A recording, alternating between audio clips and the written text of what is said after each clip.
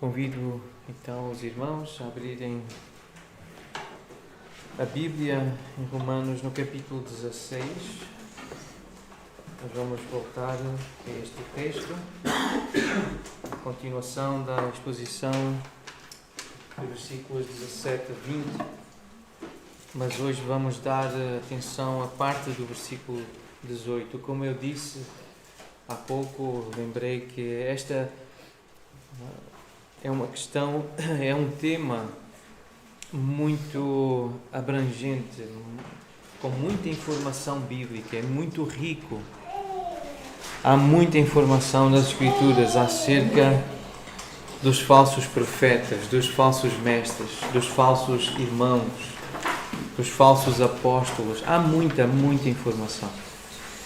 E foi difícil selecionar qual partilhar com os irmãos hoje. E percebi que ainda precisaremos de mais algum tempo para olhar para estes versículos. Se Deus nos permitir, nas próximas semanas voltaremos ainda a olhar para estes versículos. Mas vamos ler agora juntos. E por respeito e uma forma, como um símbolo de respeito à palavra do Senhor, eu vou convidar todos a ficarem de pé. Nós não precisamos ler sempre a Bíblia de pé, mas vamos usar como um símbolo a nossa posição, honrando assim o Senhor que fala connosco por meio deste livro. Nós vamos ficar então de pé, os que puderem, para lermos, acompanharmos então a leitura de Romanos 16, a partir do versículo 17 até ao versículo 20. Rogo-vos, irmãos, que noteis bem aqueles que provocam divisões e escândalos, em desacordo com a doutrina que aprendestes. Afastai-vos deles, porque esses tais não servem a Cristo nosso Senhor, e sim a seu próprio ventre. E, com suaves palavras e lisonjas, enganam o coração dos incautos. Pois a vossa obediência é conhecida por todos. Por isso, me alegro a vosso respeito e quero que sejais sábios para o bem e simples para o mal. E o Deus da paz, em breve, esmagará debaixo dos vossos pés a Satanás. A graça de nosso Senhor Jesus Cristo seja convosco. Amém. Irmãos, podem sentar.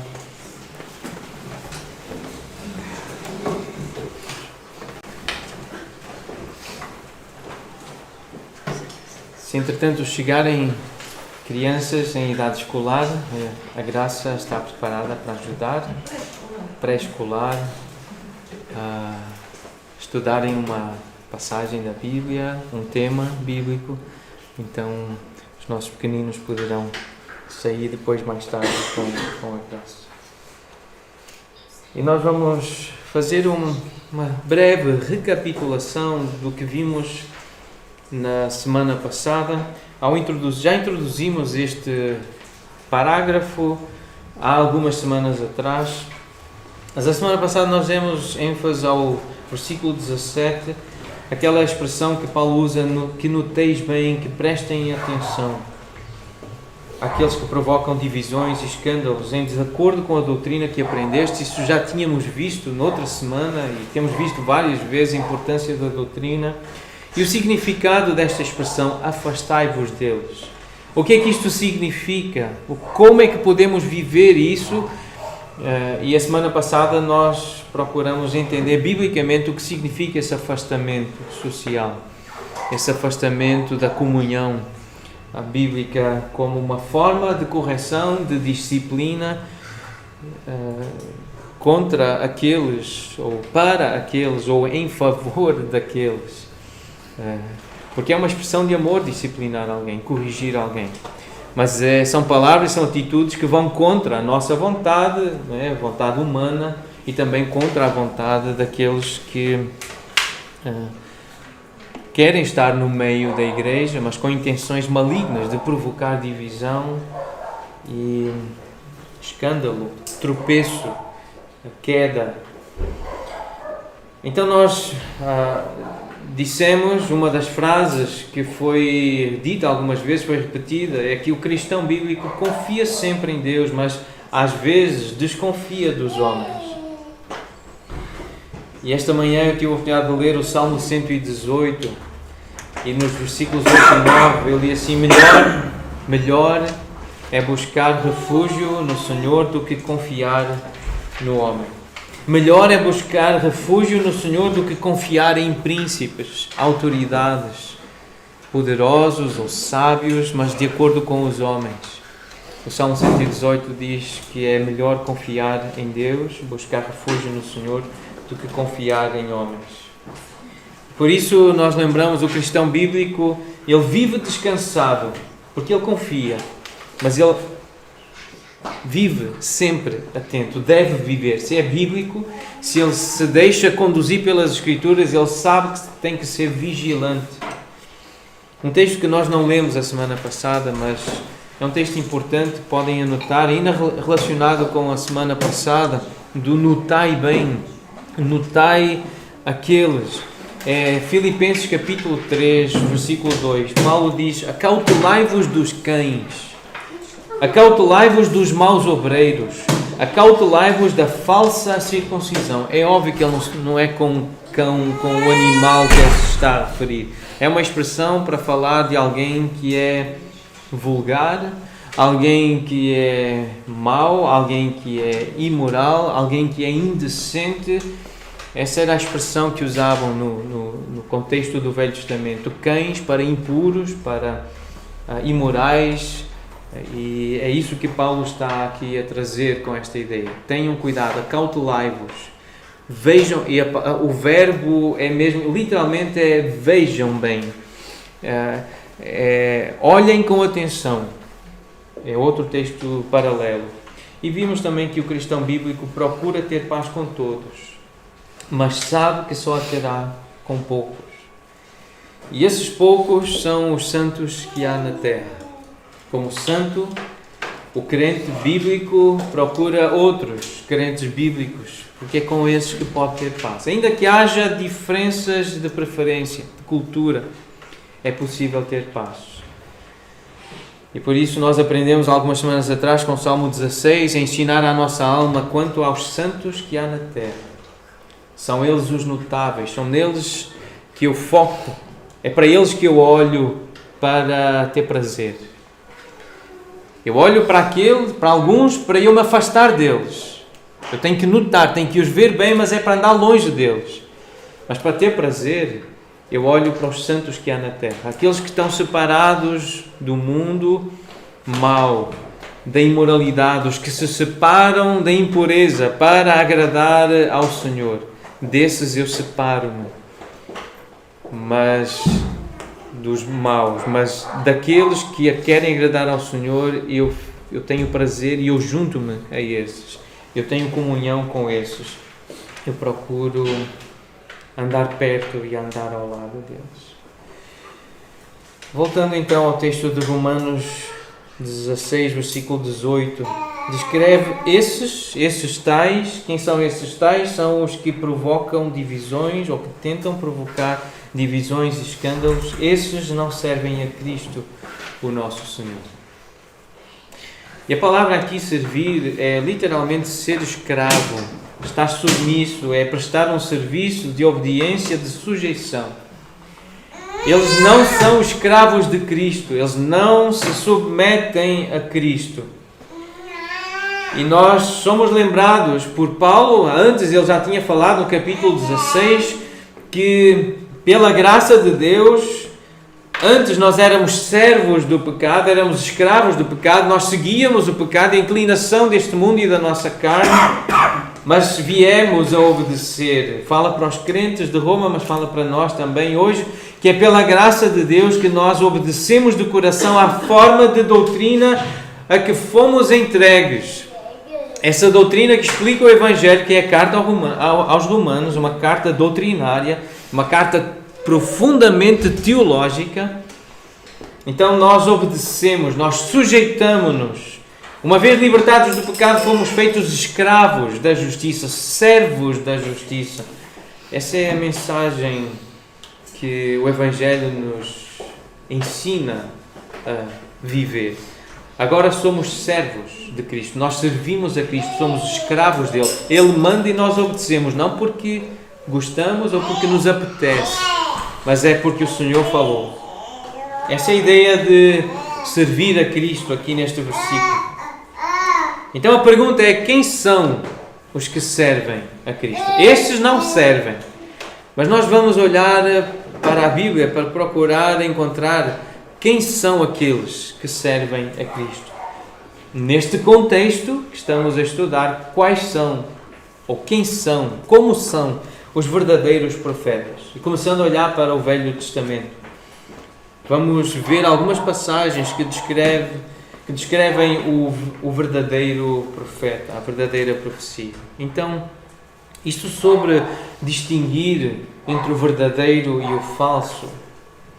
Eu li esta semana um texto que dizia assim, foi uma citação do irmão John MacArthur, acerca do verdadeiro e do falso profeta. Ele cita uma outra pessoa que ensinou assim: praticar o pecado só te torna melhor a praticá-lo. Quanto mais praticares o pecado, mais profissional, mais especialista vais ser a praticá-lo. Esta é a frase, a ideia. E se tu te dedicares a ele por tempo suficiente, ele, o pecado, poderá encontrar facilmente o caminho dele, o seu caminho na tua vida. E a presença do pecado na tua vida entorpece, fica embotada a mente, fica entorpecido o sentido agudo de ódio pelo mal, odiar o mal. Isso prejudica também a tua utilidade espiritual. Então a recomendação é: não estudes a falsa doutrina, não estudes o pecado, não estudes o erro, agarra-te à verdade e à obediência piedosa. O irmão John MacArthur diz que conheceu vários jovens que começaram a estudar heresias, a estudar demonologia, a estudar Satanás, a estudar a mentira e acabaram perdidos, angustiados, porque entraram nesse mundo de trevas, de mentira, de enganos, e era só dúvida e angústia e ansiedade.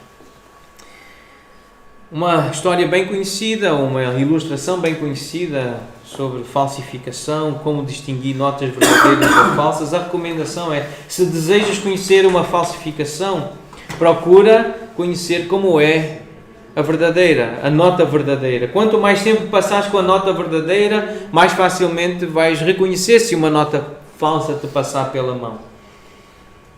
E Tozer, uma outra ilustração acerca do discernimento entre o verdadeiro e o falso, ele conta ele faz a seguinte pergunta: se tu quiseres afinar 400 pianos, como é que tu poderás afiná-los todos igualmente, para eles ficarem afinados?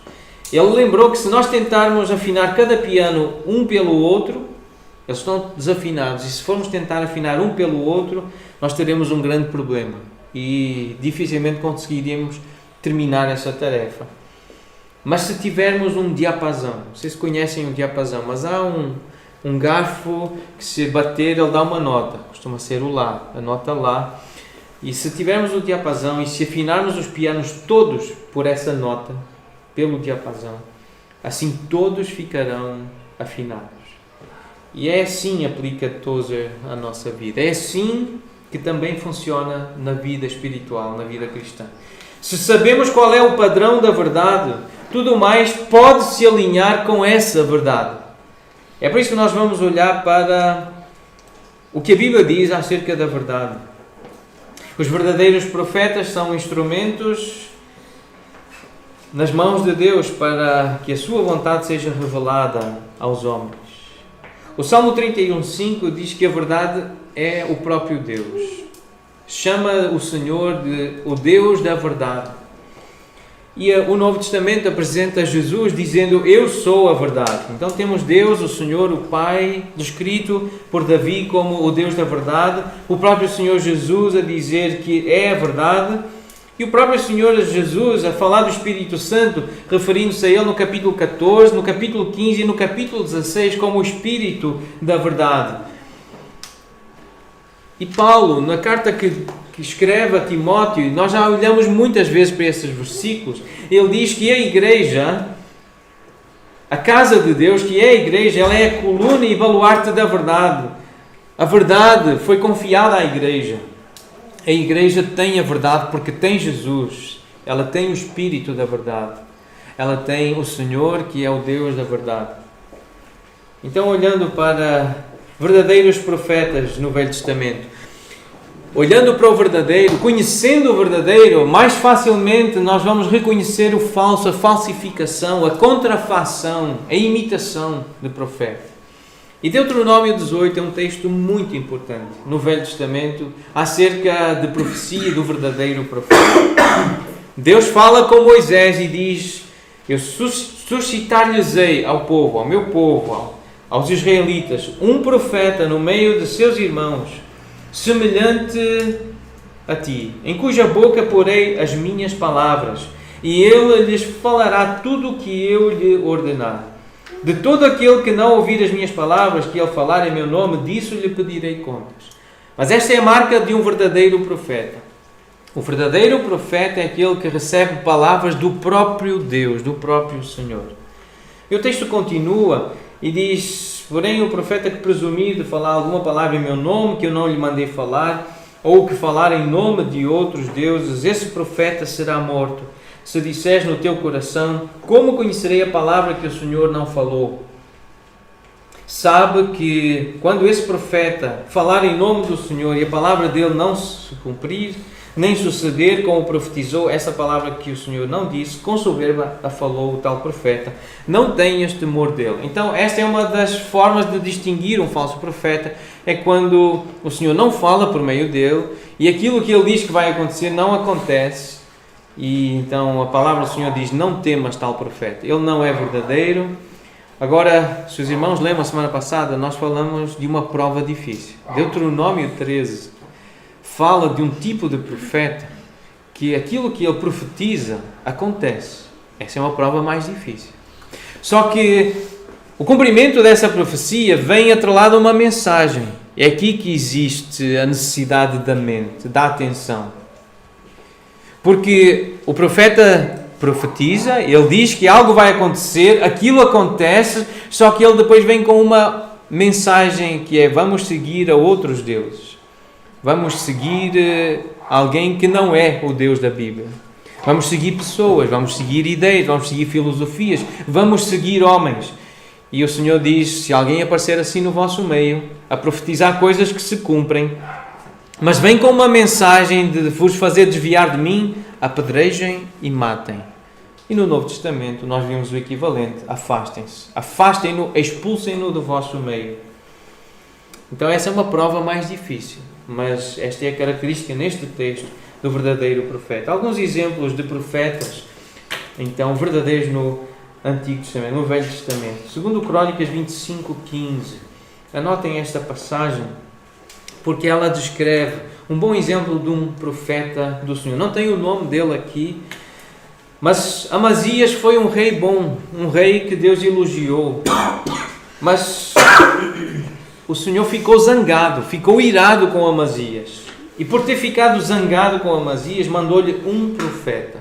Portanto, é alguém do Senhor, é alguém que ouve a palavra do Senhor e fala a palavra do Senhor. E esse profeta foi ter com Amazias e perguntou-lhe: por que buscaste deuses que a seu povo não livraram das tuas mãos? E depois Amazias ficou zangado com ele. O texto diz que Amazias perguntou: mas alguém te perguntou alguma coisa? Alguém te pôs como o meu conselheiro? Eu chamei-te, eu pedi-te alguma coisa? Esta é uma atitude muito comum de alguém que é confrontado. E Amazias reagiu dessa forma e disse ao profeta: para com isso. Isso está no versículo 16. Por que teríamos que ferir? Tu queres apanhar? Tu queres que eu te mate? Então o profeta parou, mas disse: sei que Deus resolveu destruir-te, porque fizeste isso e não deste ouvidos ao meu conselho. Então, nós vemos neste texto um verdadeiro profeta. Mas um dos melhores textos. Porquê o verdadeiro profeta? Porque ele menciona o verdadeiro Deus que é capaz de livrar das mãos do inimigo. É só o Senhor.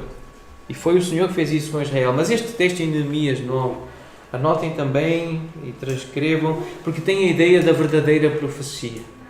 E há aqui uma descrição, é um texto já do fim do Velho Testamento. Neemias conta a história do fim da história do Velho Testamento, e ele faz como que um resumo do que os profetas fizeram, os verdadeiros profetas fizeram. Ainda assim foram desobedientes e se revoltaram contra ti, viraram as costas à tua lei e mataram os teus profetas. E o que é que eles faziam então, os profetas? Eles protestavam contra eles. Para quê? Para os fazer voltar a ti.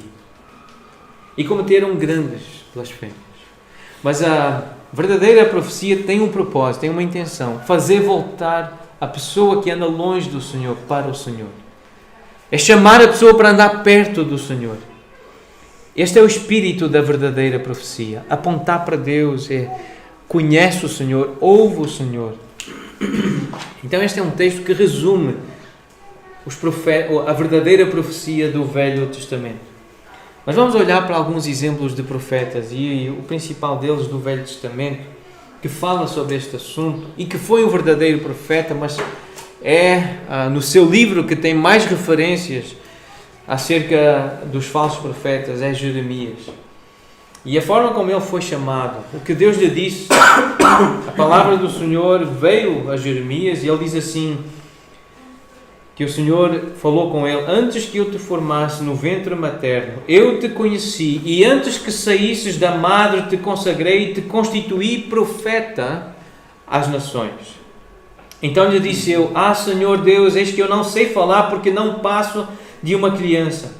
Mas o Senhor me disse: não digas não passo de uma criança, porque a todos a quem eu te enviar, tu irás. E tudo o que eu te mandar falar, tu falarás. Isto é profecia. Eu disse para tu ires, tu vais, em meu nome. Eu disse para falar, tu falas, em meu nome. Não temas diante deles, porque eu sou contigo para te livrar, diz o Senhor. Depois estendeu o Senhor a mão, tocou-me na boca, e o Senhor me disse: eis que ponho na tua boca as minhas palavras. E este é o verdadeiro profeta. Mais à frente, versículo 16, lemos assim: pronunciarei contra os moradores destas cidades de Judá as minhas sentenças. Pronunciarei o que eu vou fazer. Eu vou fazer, mas antes disso eu vou dizer que eu vou fazer. Por causa de toda a malícia deles, pois me deixaram a mim e queimaram incenso a deuses estranhos e adoraram as obras das suas próprias mãos. Tu, pois, cinge os lombos, dispõe-te e diz-lhes tudo quanto eu te mandar. Não te espantes diante deles.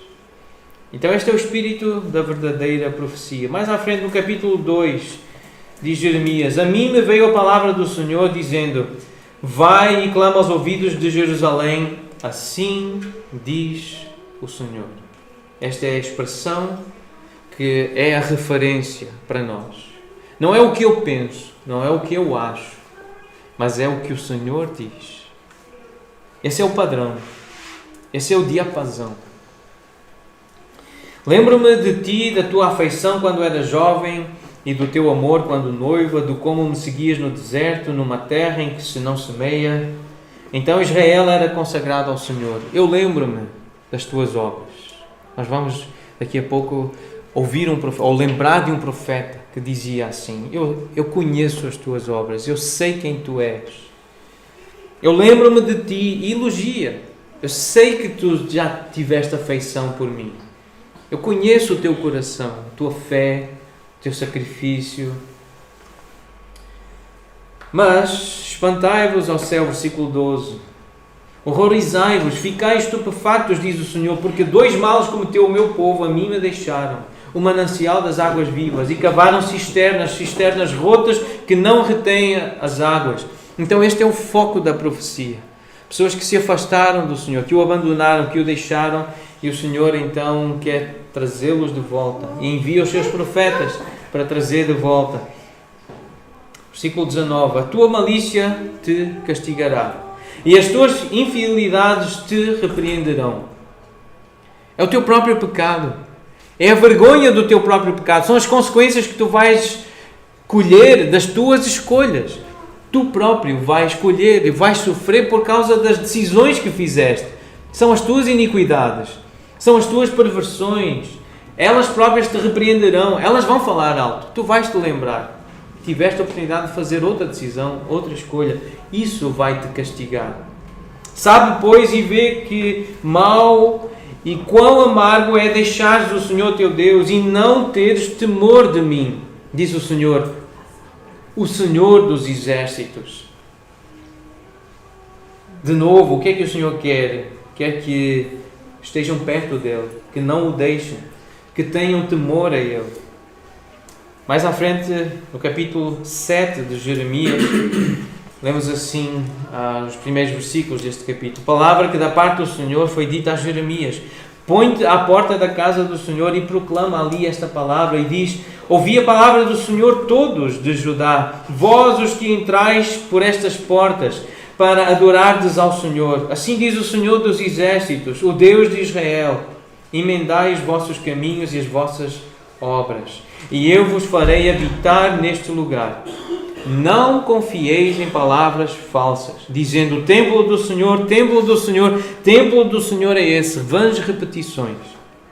Achando que por repetir, por dizer, por tentar autoconvencer de que é fiel, de que é verdadeiro adorador, e repete aquela música, e repete aquele refrão, e canta, e canta, e canta, 10, 15 minutos a dizer a mesma coisa, achando que assim são verdadeiros adoradores. Essa é uma das marcas da falsa profecia. Não adianta só dizer que vou emendar o meu caminho e as minhas obras, se eu não for lá e não emendar, não corrigir. Não basta falar, não basta dizer que acredita, é preciso mostrar que acredita fazendo, diferente do que fazia. Começando a fazer o que não fazia. É para isso que o Senhor chama profetas, para dizer ao povo: façam o que é certo, voltem-se para o Senhor. Versículo 25: desde o dia em que vossos pais saíram da terra do Egito até hoje, enviei-vos todos os meus servos, os profetas, todos os dias, começando de madrugada. Eu os enviei, começando desde o início, desde o começo. Eu não deixei de vos enviar homens para falarem em meu nome. Eu pus a minha palavra na boca deles. E eles falaram o que era a minha vontade. Então, desde o início, Deus tem feito isso. Isto é um refrão no livro de Jeremias. Esta ideia de que enviei os meus servos, os profetas, todos os dias, começando de madrugada, repete-se ao longo do livro de Jeremias, no capítulo 25, 26, no 29, no 44, exatamente estas palavras. O Senhor a lembrar desde o início: eu enviei-vos os profetas. Não digam que não sabem. Vocês ouviram, eu enviei. Então, quem são os que servem a Cristo? Os que servem a Cristo, os verdadeiros servos e profetas, são aqueles que olham para Jesus e aprendem com Ele que Ele é o verdadeiro profeta. Ele é o supremo exemplo. Ele é o nosso principal diapasão. Porque nós temos o ministério de Jesus na terra. E voltando a Deuteronômio 18, aquele profeta que foi suscitado, ou que iria ser suscitado no meio dos irmãos, semelhante a Moisés, mas não é Moisés. E Jesus, o próprio Senhor Jesus, diz: aqui está quem é maior do que Moisés. E esse pronome, um profeta, enfatiza a ideia de um profeta supremo, um profeta definitivo que viria. E tanto o Velho Testamento, em Deuteronômio 34, diz que não se levantou nenhum outro profeta no Velho Testamento, em Israel, como Moisés. Mas tanto o Velho como o Novo Testamento, em Atos 3, podem anotar essa passagem de Atos 3 e Atos 7, Atos 3, 22, cita esta passagem de Deuteronômio 18 para se referir a Jesus. Então o Novo Testamento está a interpretar o Velho. Essa é uma parte muito importante, porque em Atos capítulo 3, versículo 22, e em Atos 7, 37, nós temos os apóstolos a dizer que Deuteronômio 18 se refere a Jesus. Em Atos 3, lemos assim: Moisés disse: o Senhor Deus vos suscitará dentre vós um profeta semelhante a mim, a ele ouvireis em tudo quanto vos disser. Acontecerá que toda a alma que não ouvir esse profeta será exterminada do meio do povo. Então foi acerca de Jesus que isto foi dito. E na verdade, Jesus foi semelhante a Moisés em vários aspectos. Ele teve a vida poupada quando criança. Então Moisés foi um tipo de Cristo. Era alguém que apontava para Jesus.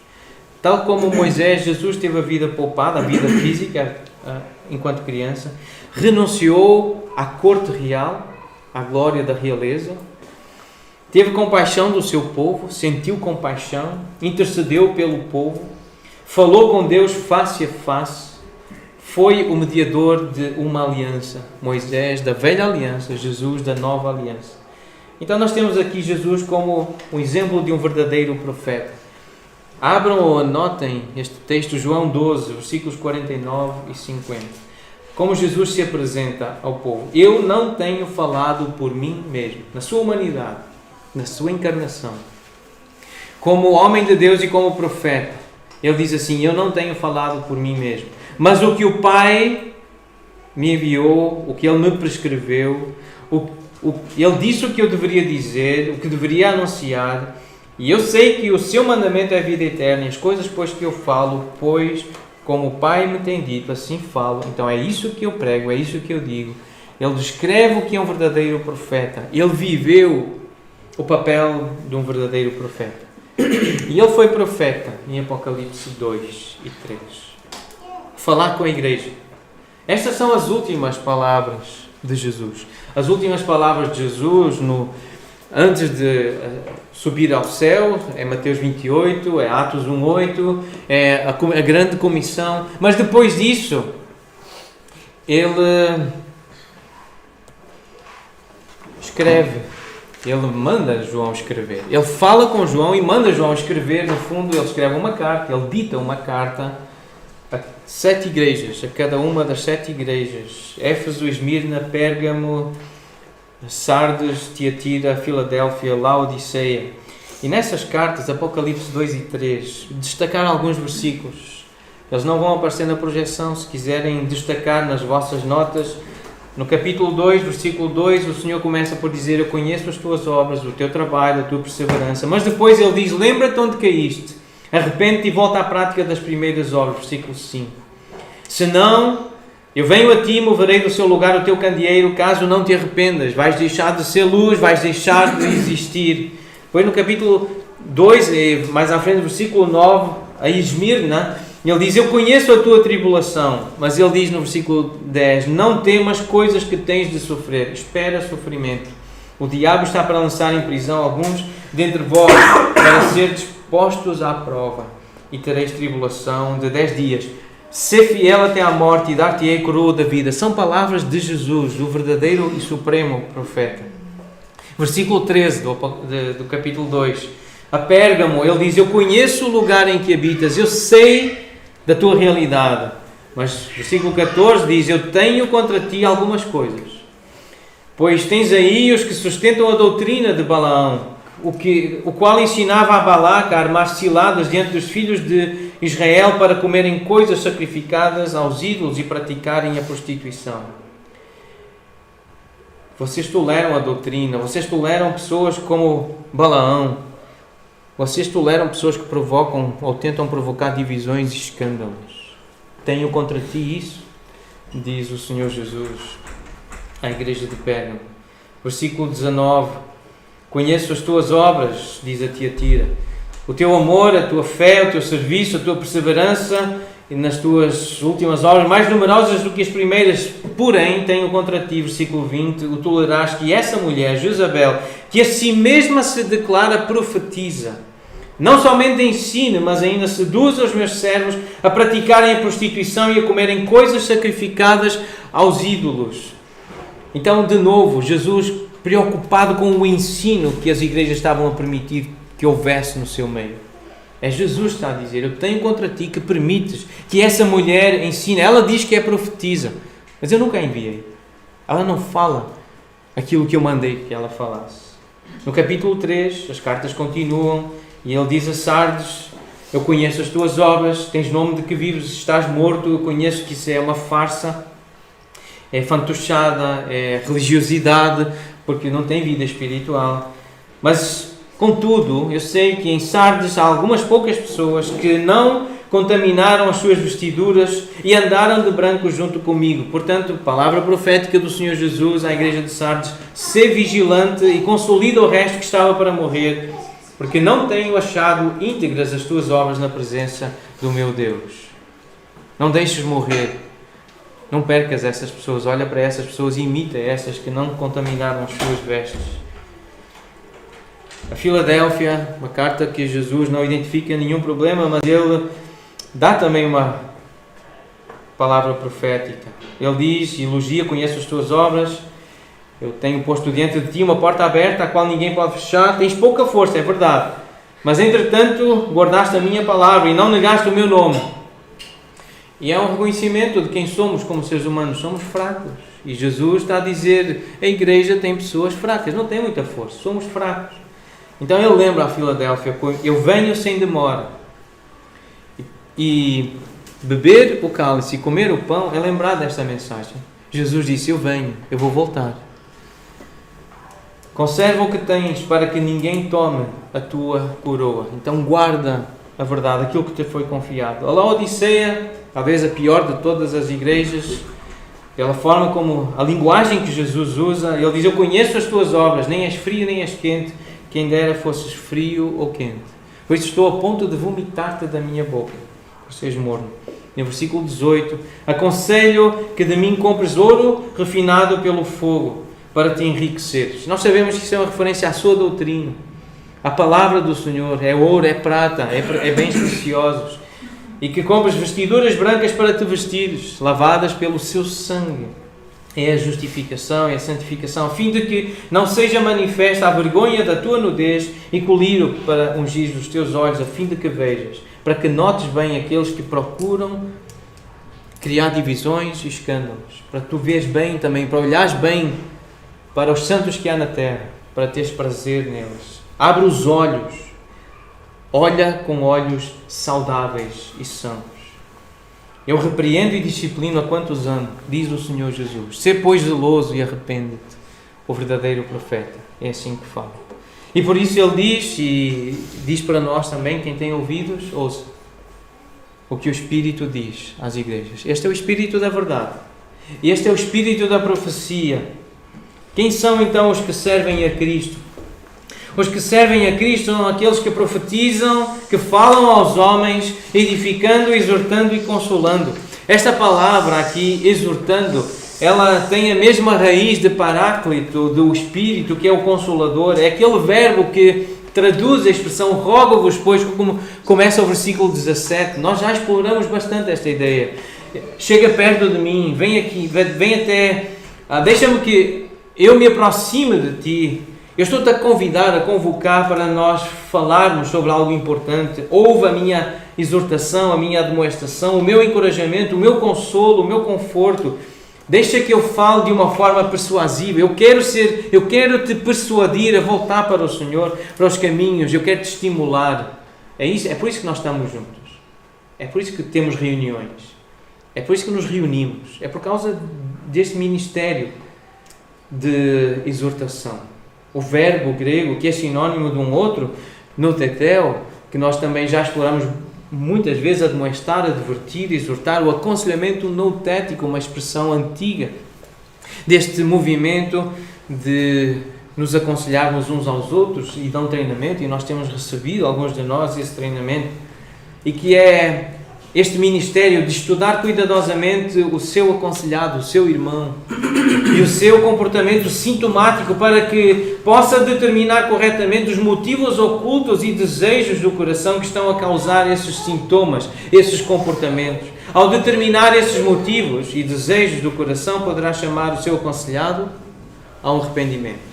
Como Jesus disse, arrepende-te, volta à prática das primeiras obras. Lembrar que os melhores relacionamentos são construídos no alicerce da confiança mútua e do falar a verdade um para o outro. Não é na base do desejar a verdade um para o outro. Eu desejo o melhor para ti, mas eu não falo a verdade. Eu desejo que tu andes na verdade, mas eu não te digo a verdade. Não há confiança. Não há edificação, não há exortação, não há profecia, não há vida na igreja. E já que Jesus é o nosso modelo do ministério pessoal, então nós também devemos ter o compromisso de entrar no mundo das pessoas. Invadir. Podemos começar investindo tempo para fazer boas perguntas e escutar bem. A nossa esperança é que outras pessoas nos procurem e compartilhem mais das suas lutas, para que possam encontrar o Senhor por meio de nós. É isso que nós desejamos, ser verdadeiros profetas, que encontrem o Senhor por meio de nós. Entrar no mundo de uma pessoa capacita-nos a aplicar as verdades do Evangelho de maneira específica para a pessoa e para a situação. Mas nem todos servem assim a Cristo. Paulo diz que há alguns que não servem desta maneira a Cristo. Eles servem sim o seu próprio ventre. O que é que significa esta expressão? O ventre, ele é usado em outras passagens, como em Tito capítulo 1, versículo 12, esses ventres preguiçosos, e a ideia é de alguém que se comporta como se todo ele fosse um estômago. É tudo para si, é tudo para a sua glória. Ele é um glutão, ele é também alguém que não quer muito trabalho, ele quer que os outros trabalhem para si. Então esta ideia de ventres preguiçosos, evitar o trabalho que deve realizar. E em Filipenses 3, um outro uso desta ideia dos ventres Paulo diz à igreja em Filipos, no capítulo 3, versículo 18, muitos andam entre nós. Entre nós quem? Nós crentes, os cristãos, a igreja, dos quais repetidas vezes eu vos dizia, e agora vos digo até chorando, que são inimigos da cruz de Cristo. Eles não servem a Cristo. O destino deles é a perdição, o Deus deles é o ventre. A glória deles está na sua infâmia, visto que só se preocupam com as coisas terrenas. O que é esta ideia do ventre? Nós conhecemos, em Portugal, nós temos um ditado, uma expressão idiomática, que se refere ao egoísmo, olhar para o próprio umbigo. Então é uma descrição do falso profeta. É alguém egoísta, que procura algum benefício ou por orgulho. É uma expressão de orgulho, é uma expressão de ostentação, de vaidade, materialismo, como nós vemos também aqui no fim deste versículo. Só se preocupam com as coisas terrenas. Querem bens aqui da terra. Querem a melhor comida, querem a melhor casa, querem a melhor roupa, o melhor restaurante, querem o melhor prazer, o sucesso deles é na terra. Então a ideia do ventre, as sensações, as emoções, os sentidos. Então o falso profeta é alguém que não tem domínio próprio. Jejum, falar de jejum, exercício físico, só para estar saudável. Uma coisa é se for para ostentar, outra coisa é saúde, trabalho. E uma das características então é esta: suaves palavras e lisonjas. Não vamos conseguir dizer tudo o que a Bíblia diz acerca deste assunto, mas eu queria ler alguns versículos importantes, ou trazer algumas ideias de como é que os falsos profetas, esses egoístas, esses centrados em si mesmos, como é que eles se apresentam com suaves palavras e lisonjas. O que é que isso significa? Um discurso polido, liso, macio. É uma fala agradável ou plausível que simula bondade. A palavra lisonja, no original, ela traz a ideia de louvor, um enaltecimento, também pode ser uma expressão de gratidão, mas é um discurso elegante, uma linguagem polida, mas num sentido negativo, e é nesse sentido que Paulo está a usar aqui. É uma linguagem ardilosamente adaptada para cativar o ouvinte. É uma armadilha. É um discurso de excelente qualidade, que muitas vezes parece estar a invocar a bênção e a graça divina, parece estar a meter Deus no assunto, mas é algo que simplesmente está a tentar apanhar uma presa. É um predador. E os falsos profetas no Velho Testamento, eles usaram muitas vezes esta técnica.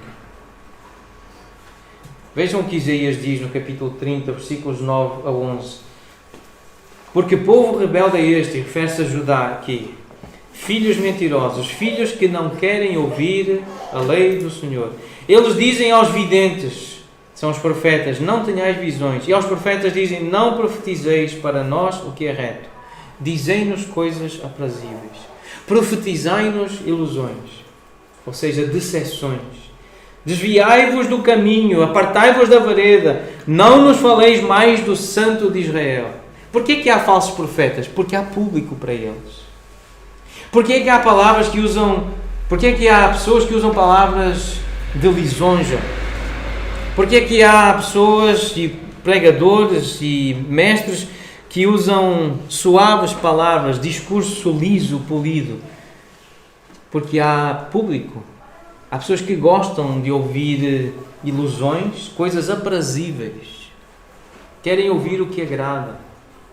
Não aquilo que me confronta. Não aquilo que mostra a minha culpa e o meu pecado. Isso é muito desagradável.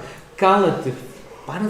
Esse é o caminho que tu estás a andar, que Deus te mandou andar. Não andes nesse caminho. Vai para outro caminho. Não fales do Santo de Israel. Conversa de santidade, coisa chata. Mas fala coisas agradáveis. Festa. Vamos falar de coisas boas. É por isso que há falsos profetas, porque há público para eles. Há gente a pedir, fala-me coisas doces, coisas macias, lisas. Não fales de pecado.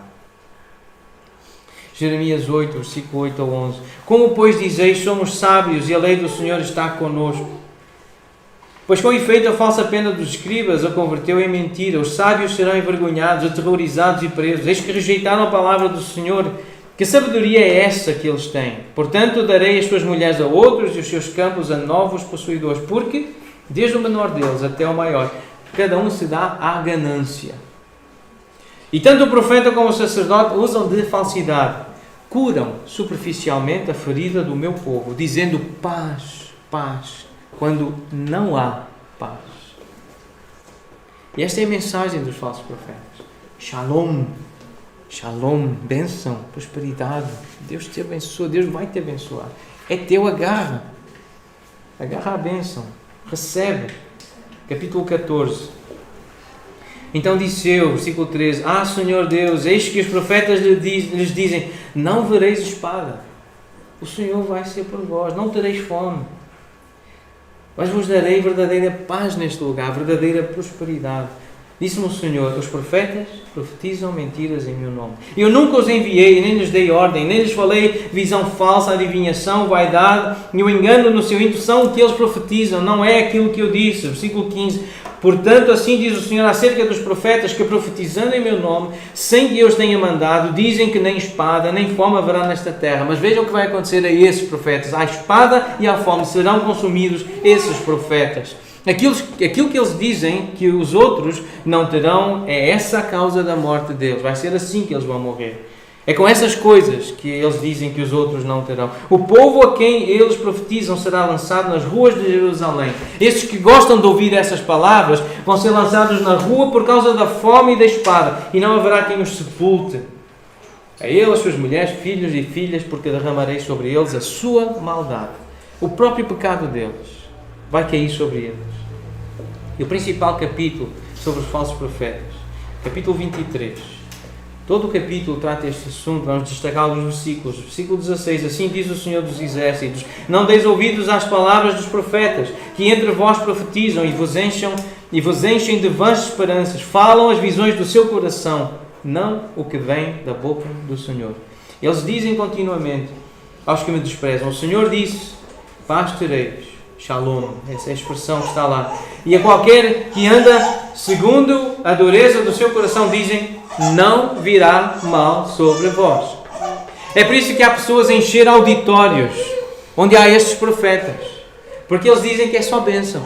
Podem continuar nas suas perversões, nas suas imoralidades, no seu egoísmo, no seu materialismo, mas não virá mal nenhum sobre vós. É paz, é só paz, é só paz. E o Senhor diz no versículo 21, não mandei esses profetas. Todavia eles foram correndo, não lhes falei a eles, contudo profetizaram. Mas se tivessem estado no meu conselho, então teriam ouvido as minhas, ou teriam feito ouvir as minhas palavras ao meu povo, e o teriam feito voltar do seu mau caminho e da maldade das suas ações. Este é o verdadeiro profeta. A verdadeira profecia é afastar do mau caminho, é afastar das más ações para o bom caminho, para aquilo que é certo, para a boa obra, aquilo que o Senhor manda fazer. Versículo 25 de Jeremias 23. Tenho ouvido o que dizem aqueles profetas proclamando mentiras em meu nome, dizendo, eu sonhei, tive uma visão, o Senhor revelou-me. Até quando sucederá isso no coração dos profetas que proclamam mentiras, que proclamam só o engano do próprio coração, os quais cuidam em fazer que o meu povo se esqueça do meu nome pelos seus sonhos que cada um conta ao seu companheiro, assim como seus pais se esqueceram do meu nome por causa de Baal. Versículo 31, eis que eu sou contra esses profetas, diz o Senhor, que pregam a sua própria palavra e afirmam, ele disse, eis que eu sou contra os que profetizam sonhos mentirosos, diz o Senhor, e os contam, e com as suas mentiras e leviandades fazem errar o meu povo, pois eu não os enviei, nem lhes dei ordem, e também proveito nenhum trouxeram a este povo, diz o Senhor. Prestem atenção a esta frase, porque quando se chega perto dessa gente que anda a seguir essas profecias, espreme aquela vida e vê que proveito, que benefício aquela pessoa tem espiritual. Nada, não tem proveito nenhum. São pessoas vazias, são nuvens carregadas sem água, diz Judas. Capítulo 28, os profetas que houve, diz Jeremias, os profetas que houve antes de mim, e antes de ti, desde a antiguidade, profetizaram guerra, mal e peste contra muitas terras e grandes reinos. Esta é a esmagadora maioria da profecia do Velho Testamento. Não é de bênção, de prosperidade e de paz. A maior parte dos homens que se levantaram para falar da parte de Deus foi para dizer: vem aí doença, vem aí guerra, vem aí mal. Cuidado, porque vem aí não é bom. A esmagadora maioria dos profetas do Velho Testamento que se levantaram foi para dizer que vinha guerra, que vinha mal, que vinha doença, vinha peste contra muitas terras e grandes reinos. E por isso o lamento de Jeremias, no capítulo 2 da sua lamentação, versículo 14: os teus profetas te anunciaram visões falsas, diz a Judá, e absurdas, e não manifestaram a tua maldade para restaurarem a tua sorte, para realmente teres algum proveito. Mas te anunciaram visões de sentenças falsas que te levaram para o cativeiro. Quando um profeta verdadeiro se levanta, ele quer restaurar a sorte do povo de Deus, do Filho de Deus, do seu irmão. É para bem dele que fala. Exemplo de um profeta verdadeiro, temos que ser bem rápidos agora, vou tentar, como eu disse, tem tanta coisa, mas os verdadeiros profetas também profetizavam vitória, às vezes, raramente, mas Isaías disse, esta história que está em 2 Reis 19, este rei, um bom rei, Ezequias, ele recebeu uma boa profecia.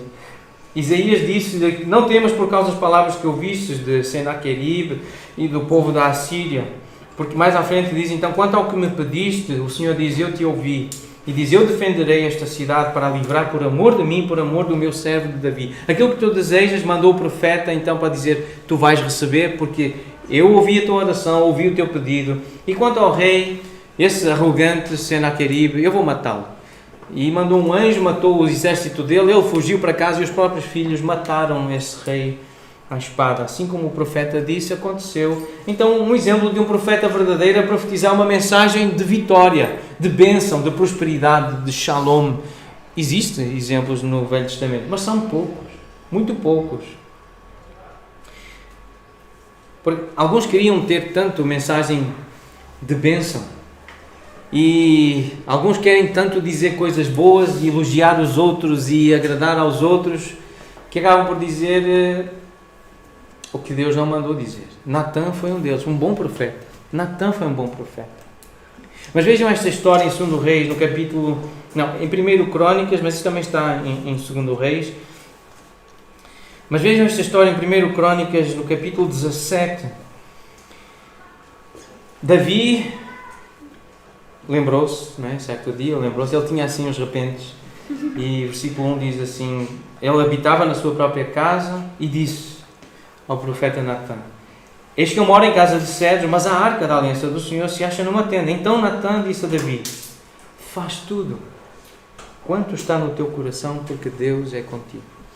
Davi era o rei e Natã o profeta, ele queria agradar o rei, não é? E como nós, irmãos, um irmão que nós admiramos, que nós apreciamos, e muitas vezes nós queremos dizer coisas bonitas, coisas boas, de encorajamento. Vai, Deus é contigo, Deus te abençoe. E ele disse, na sua inocência, a sua precipitação, ele disse: vai, faz tudo o que está no teu coração, Deus é contigo. Versículo 3 diz: porém, naquela mesma noite, veio a palavra do Senhor a Natã, dizendo: vai e diz ao meu servo Davi, assim diz o Senhor, tu não edificarás casa para a minha habitação. Davi queria ser ele a construir. Ele sonhou, ele acordou, ele teve uma visão, ele teve um palpite, ele teve um estímulo, não sei o que é que lhe deu, mas ele disse: eu vou construir agora uma casa para o Senhor. Deus nunca pediu uma casa, mas Davi lembrou-se. Deus pediu um tabernáculo, uma tenda, a Moisés. Mas Davi lembrou-se de construir uma casa. E Natã disse, para lhe agradar: vai, faz o que tu quiseres, Deus é contigo. E Deus disse ao profeta verdadeiro: não, eu não sou com ele, não. Eu não quero. Ele tem as mãos cheias de sangue. Se alguém vai construir é o filho, mas não é ele. Então há aqui um exemplo de uma precipitação. Temos de ter cuidado quando nós nos queremos encorajar uns aos outros, elogiar uns aos outros e falamos de Deus e invocamos a palavra de Deus. Cuidado se estamos realmente a representar Deus ou não. Nem sempre estamos. Espero que Deus seja tão misericordioso conosco como foi com Natã e que fale conosco e que nos faça lembrar de algum texto e dizer: opa, espera aí, eu não disse nada disso. Não inventes, tá? E não tentes usar palavras suaves e lisonjas para agradar o teu irmão. Diz a verdade. Não andes aí à procura de elogios e de bajulações. Um exemplo de um profeta verdadeiro que foi pressionado a pregar uma mensagem de vitória, a ser um falso profeta. O exemplo é de Micaías, em 1 Reis 22. Respondeu o rei de Israel, que era Acabe, a Josafá. Há ainda um pelo qual se pode consultar o Senhor, porque Josafá perguntou a Acabe: mas se é para saber se eu vou contigo ou não para lutar, não é melhor perguntar a um profeta do Senhor? Mas a descrição que Acabe faz de Micaías eu não gosto dele, eu odeio, eu aborreço, eu não gosto desse homem, porque ele nunca profetiza de mim o que é bom. Ele só era um dos piores reis de Israel e queria ouvir coisas boas acerca dele. Ele era imoral, ele era indecente, idólatra, assassino e queria ouvir coisas boas acerca dele. Mas somente o que é mau. Esse é Micaías, filho de Inlá. E depois Josafá disse: não fales assim, não fales assim. Por que ele era assim? Porque mais à frente, no capítulo no 22, no versículo 5, diz que não faltavam profetas que lhe dissessem coisas boas.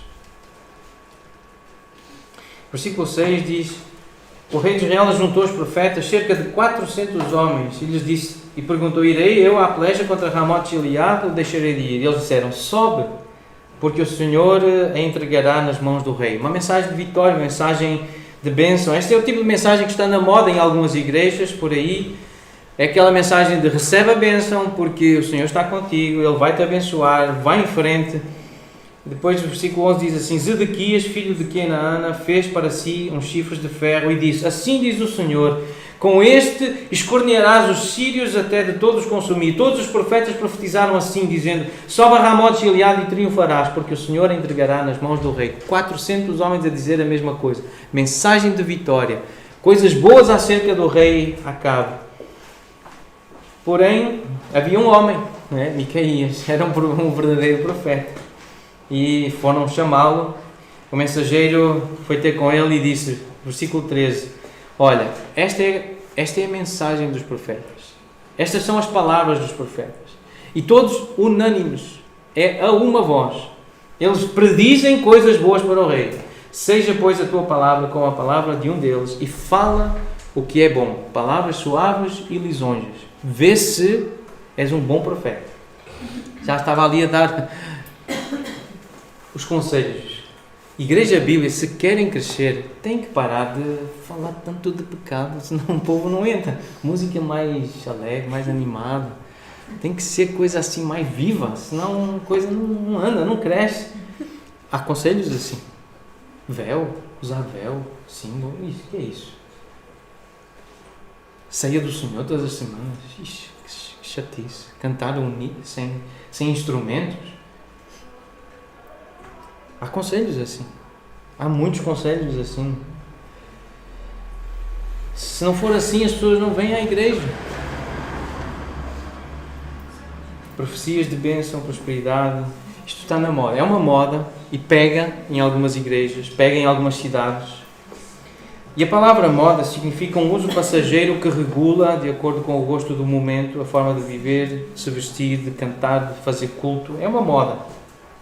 Estamos quase a terminar, eu tenho muito mais para dizer, mas realmente vai ficar para outra oportunidade. Mas eu queria dar uma de profeta. Já me perguntaram se eu sou profeta. E eu próprio já disse, em certo sentido, eu sou profeta. Por quê? Porque eu quero falar, ou eu falo aos homens e mulheres, edificando, exortando e consolando. 1 Coríntios 14, versículo 3. E se eu faço isso, se os irmãos fazem isso, sois profetas. no sentido bíblico, porque queremos o melhor para a pessoa. É falar em Cristo perante Deus, na consciência de que estamos a servir e a agradar a Deus. Como Paulo diz em 2 Coríntios 12, é tudo o que eu faço, ó amados, é para a vossa edificação. Nesse sentido eu sou profeta. Então falar um pouquinho de modas e fazer um pouco esse papel de profeta, observando a nossa igreja, a nossa cultura e o nosso contexto. Não vai tocar em todos, mas vai tocar em alguns. E